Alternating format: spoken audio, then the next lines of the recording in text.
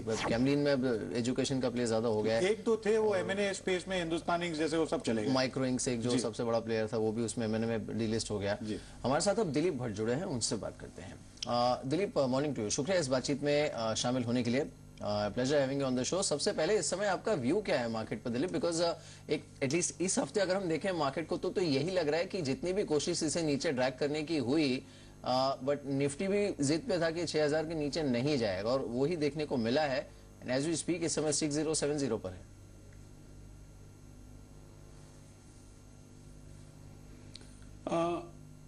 ये बिल्कुल सही कहा आपने कि मार्केट्स अभी थोड़े बहुत रेंज बाउंड हो गए हैं कि ऊपर में सेलिंग काफी दिखाई दे रही है कि जैसे ऊपर जाता है तो मार्केट में सेलिंग आ जाती है, और जिस तरह से एफआईएस का लगातार निगेटिव फिगर्स आ रहा है और डीआईएस का उसको कॉम्पेंसेट करने के लिए उतना पॉजिटिव फिगर आ रहा है, लेकिन टेल विंड जो मार्केट को था in terms of the FIF लो वो अब नहीं रहा है।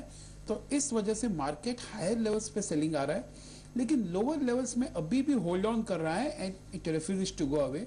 ऐसा लग रहा है कि शायद अगले से मार्च 10, मार्च 15 तक भी ऐसे ही रहेगा, लेकिन शायद ऊपर भी नहीं जाए नीचे भी नहीं जाए, लेकिन somewhere around end of February या मिडिल ऑफ मार्च या बोलोगे आप एंड ऑफ मार्च तक एक बार और एक शायद मार्केट में एक सेल ऑफ आ सकता है, ऐसा लग रहा है जिस तरह से मार्केट बिहेव कर रहा है।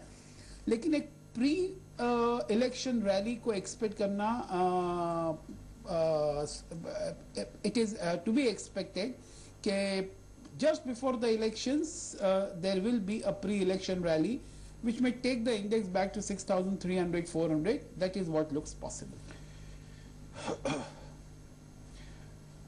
दिलीप जी नमस्कार।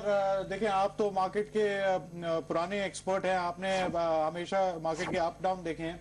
मैं एक स्टॉक आपके साथ आपको मेंशन करना चाहता हूं। एक हमारे मित्र हैं, उन्होंने मेरे से कोई 2006 या 7 में एक स्टॉक बोला था, मैं नाम नहीं लूंगा।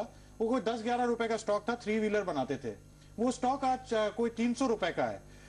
तो जब हम स्मॉल और मिड कैप देखते हैं सब घबरा जाते हैं, हाँ जी छुओ मत, यहाँ तो लिक्विडिटी नहीं है, कुछ पता नहीं क्या हो रहा है। मगर ये 10-11 वाले स्टॉक ही जो कोई नहीं देखता फाइनली जाके मल्टी बैगर बन जाते हैं।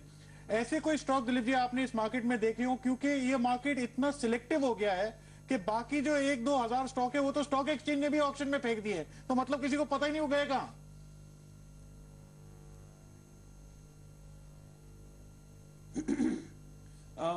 सही बात है। आई थिंक आप जो जिस दौर की बात कर रहे थे वो एक दौर था जहां पर मिड कैप्स कंपनीज और जहां पर ग्रोथ को काफी प्रीमियम दिया जा रहा था। तो वो एक दौर में काफी सारे स्टॉक्स चल गए। अगर आप देखो कि मिड कैप्स हो या फिर कंस्ट्रक्शन कंपनीज हो या काफी सारे, जिस ग्रोथ वाज द नेम। लेकिन अभी जिस तरह और वो ओवरऑल वातावरण एक डिफरेंट था वर्ल्ड में और इंडिया में। अब एक वर्ल्ड और इंडिया एक डिफरेंट दौर से गुजर रहा है। अभी premium is being paid on whether the company is generating cash.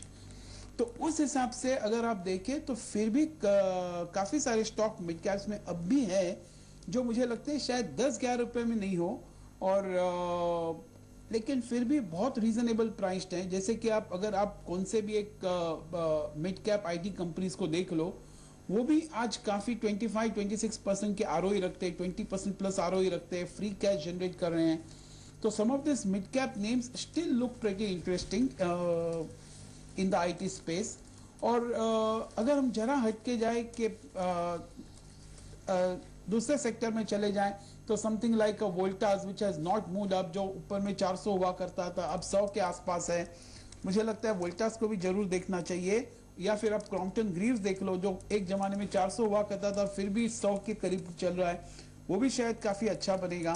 तो मुझे लगता है अभी भी जरा क्वालिटी मिड कैप्स में ही रखना चाहिए, बिकॉज जिस तरह से ओवरऑल वातावरण है ऐसा नहीं कहा जा सकता कि there will be a total bull run.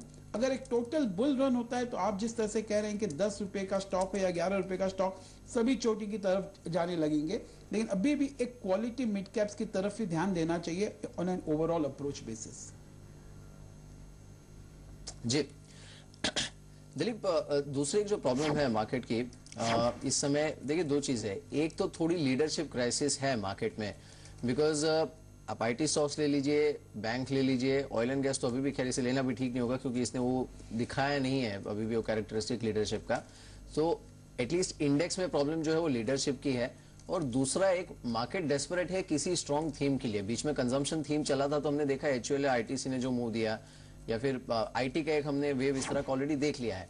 तो इन दोनों पर आपका व्यू फिलहाल क्या है? One on leadership and second on the theme, because theme तो कोई है ही नहीं मार्केट में। जो थीम है वो पॉलिटिकल है, जो रोज चेंज हो रहा है ट्यून।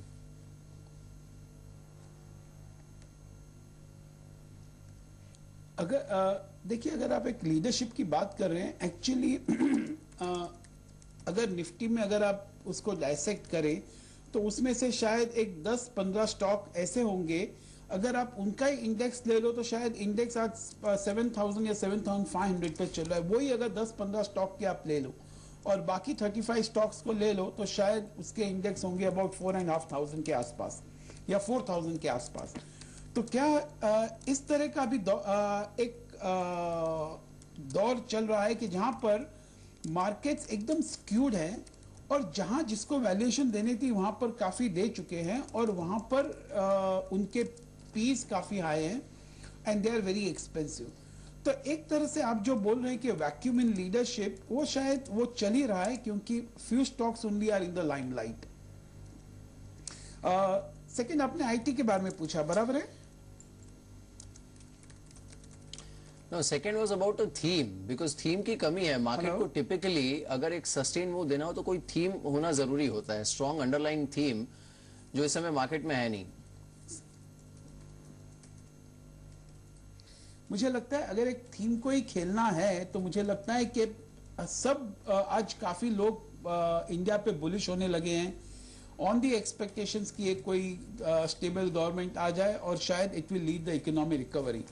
अगर कोई इसको बिलीव करता है कि इंडिया स्टोरी चलेगी और ग्रोथ होगा तो मुझे लगता है कि शायद Larsen Toubro is one of the few stocks which is very well placed. और अगर आप उसका वैल्यूएशन भी देखें आज, वो एक 10 to 11 टाइम्स में चल रहा है जो पीक में 20 टाइम्स हुआ करता था।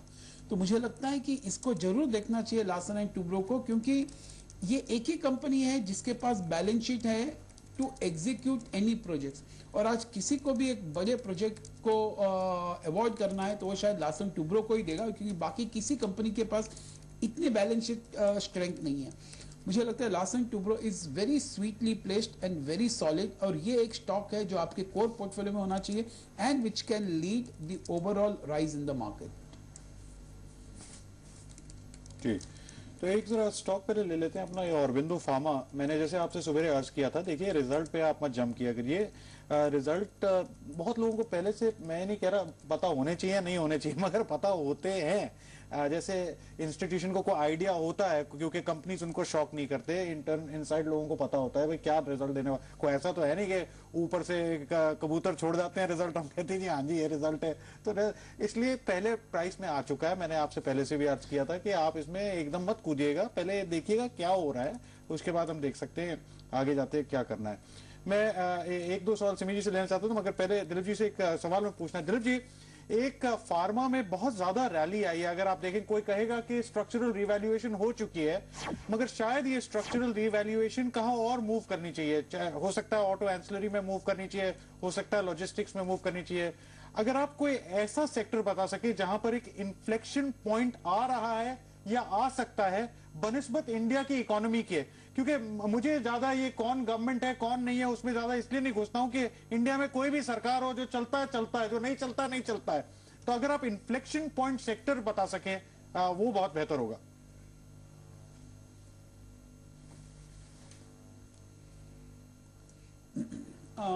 मुझे लगता है कि जिस तरह से इंडेक्स है अभी, instead of concentrating on the sectors, जैसे सेक्टर्स तो जैसे मैंने अभी बताया कि जैसे लार्सन टूब्रो है जो कंस्ट्रक्शन और इंजीनियरिंग स्पेस में है, वो एक सेक्टर है जहां पर अगर आप फ्रंट लाइन में अगर आपने लार्सन टूब्रो देख लिया, या फिर मिड कैप्स में अगर आपने उसको वोल्टास को देखा, या फिर कमिंस को देखा, या फिर आपने क्रॉम्पटन्स को देख लिया, तो ये सब ऐसे स्टॉक है जो एक सेक्टर को रिप्रेजेंट करते हैं और जिसके वैल्यूएशंस अब भी are at 40 to 50% of what it used to B.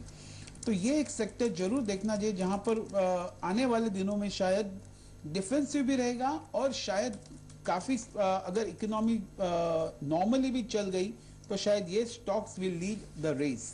That is what it looks like. Dilip, आपसे क्विक वर्ड चाहेंगे मीडिया स्टॉक्स पे, क्योंकि आप देखिए अगर आप 6 महीने पहले जाके देखिए और तब से लेकर अब तक मीडिया स्टॉक्स का मूव देखिए तो it has been pretty uniform. हाँ, ऑब्वियसली वो मेन एंड बॉयज का डिफरेंशिएशन हुआ है इसमें भी, लेकिन अभी पूरी तरह से इलेक्शन की स्पेंडिंग भी फैक्टर इन होना बाकी है और नई सरकार के आने के बाद अगर कुछ रिफॉर्म्स इसमें होते हैं, कुछ एक पॉकेट्स में जो भी नहीं हो पाए हैं तो वो होना भी बाकी है. तो मीडिया स्टॉक्स पर आपकी राय क्या है? क्या अब भी ये उतने अट्रैक्टिव लग रहे हैं आपको, और अगर हाँ तो कौन से स्टॉक्स हैं वो?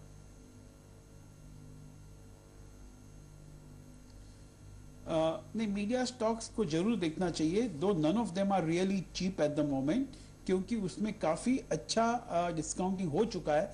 लेकिन फिर भी ये सब जो फैक्टर्स आपने बताए उनको ध्यान में रखते हुए, प्लस अगर आपने देखा कि companies which are still generating free cash, तो हमारे टॉप पिक्स में जी ranks at the top of the ladder. हमको लगता है कि ये स्टॉक एक है जहां पर आपको काफी अच्छे रिटर्न्स आते रहेंगे over next 5 to 6 years. It is a short, medium to long term, all three perspective से देखा जाए तो वो ये एक स्टॉक लग रहा है कि जहां पर आपको अच्छे रिटर्न्स मिलेंगे. और ये नहीं भूलना चाहिए कि काफी अच्छा कैश जनरेट कर रहे हैं जी टीवी. तो इस सॉरी जी जी जी आपके पास एक क्षण में आता हूं. मैं एक दो जरा स्टॉक मार्केट में जो चल रहे थे वो सिमी जी से जरा पूछना चाहता था. सिमी जी, ग्रैन्यूल्स इंडिया जो है आज इसमें स्ट्रॉन्ग वॉल्यूम्स में कोई 10% की मूव आई है. अगर आपने इसमें कोई पैटर्न देखा है, क्योंकि अगर ईयरली चार्ट देखें तो एक वक्त में ये स्टॉक जरूर चला था. दूसरा, पटेल इंजीनियरिंग कोई पिछले 1 महीने 3 महीने में हर रोज तो नहीं चलता है, मगर एक मूव जरूर है. पिछले क्वार्टर में जरूर इसमें काफी स्ट्रेंथ आई. अगर ये दो स्टॉक्स आपने चार्ट्स पे अगर देखे हों.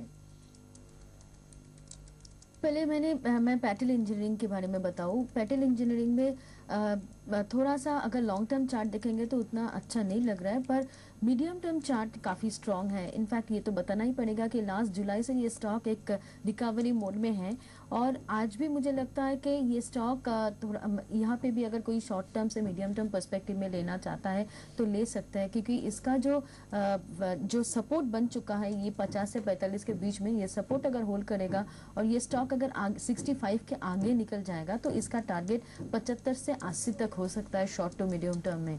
टेक्निकली काफ़ी अच्छा जगह पे है. ग्रैन्यूल्स ऑलरेडी बहुत बढ़ चुका है. ग्रैन्यूल्स को लेके मैं सिर्फ ये कहूंगी कि थोड़ा सा कॉशियस रहिए. 260 के आसपास इसका सपोर्ट हो सकता है. 260 से 65 के बीच में ऑलरेडी बहुत बढ़ चुका है. अगर किसी के पास पोजीशन है तो स्टॉप लॉस लगा के होल्ड कीजिए, पर करंट रेट पर बाई करना बहुत मुश्किल है क्योंकि नीचे से काफी बड़ा रैली हो चुका है. जी बिल्कुल बिल्कुल. चलिए सिमी, शुक्रिया हमारे साथ इस बातचीत में शामिल होने के लिए. देवांग, आपका भी शुक्रिया. दिलीप, आपसे चलते चलते क्लोजिंग रिमार्क देना चाहेंगे. अगर आपको सम अप करना हो 3-4 लाइन में इस समय मार्केट को और एडवाइस को देना चाहें आप हमारे इन्वेस्टर्स को, तो वो क्या होगी?